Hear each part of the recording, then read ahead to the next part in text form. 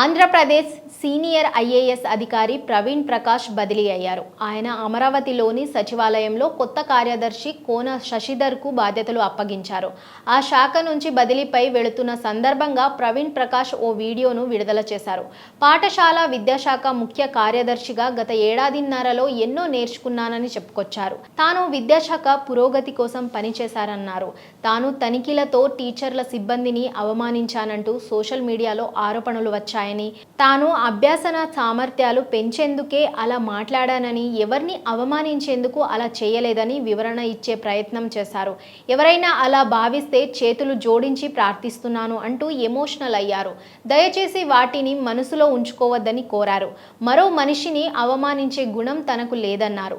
2 రోజుల క్రితం ఆంధ్రప్రదేశ్లో భారీగా ఐఏఎస్లను ప్రభుత్వం బదిలీ చేసింది. పురపాలక శాఖ ప్రత్యేక ప్రధాన కార్యదర్శి శ్రీ లక్ష్మి, ఎక్సైజ్ శాఖ ప్రత్యేక ప్రధాన కార్యదర్శి రజత్ భార్గవ, పాఠశాల విద్యాశాఖ ముఖ్య కార్యదర్శి ప్రవీణ్ ప్రకాష్లను జీఏడీకి అటాచ్ చేస్తూ సిఎస్ నీరబ్ కుమార్ ప్రసాద్ ఉత్తర్వులు జారీ చేశారు. ప్రవీణ్ ప్రకాష్ స్థానంలో పాఠశాల విద్యాశాఖ కార్యదర్శిగా కోన శశిధర్ నియమితులయ్యారు. శశిధర్కు ఐటీ ఆర్జీఎస్ కార్యదర్శిగా పూర్తి అదనపు బాధ్యతలు అప్పగించారు. వీరితో పాటుగా మరికొందరు ఐఏఎస్లను కూడా బదిలీ చేసింది ప్రభుత్వం. తాజాగా 3 సీనియర్ ఐఏఎస్ అధికారులను రాష్ట్ర ప్రభుత్వం బదిలీ చేసింది.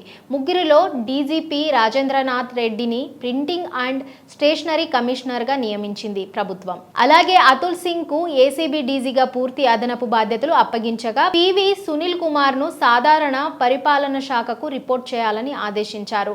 అగ్నిమాపక శాఖ డీజీగా శంకబ్రత బాక్షికి అదనపు బాధ్యతలు అప్పగించగా, అలాగే counter intelligence cell SC Rishanth రెడ్డిని డీజీపీ కార్యాలయంలో రిపోర్ట్ చేయాలని ప్రభుత్వం ఆదేశించింది. అలాగే రిషాంత్ రెడ్డిని ఎర్రచందనం టాస్క్ ఫోర్స్ను బాధ్యతల నుంచి రిలీవ్ చేశారు. ఈ మేరకు సిఎస్ నీరబ్ కుమార్ ప్రసాద్ ఉత్తర్వులు జారీ చేశారు.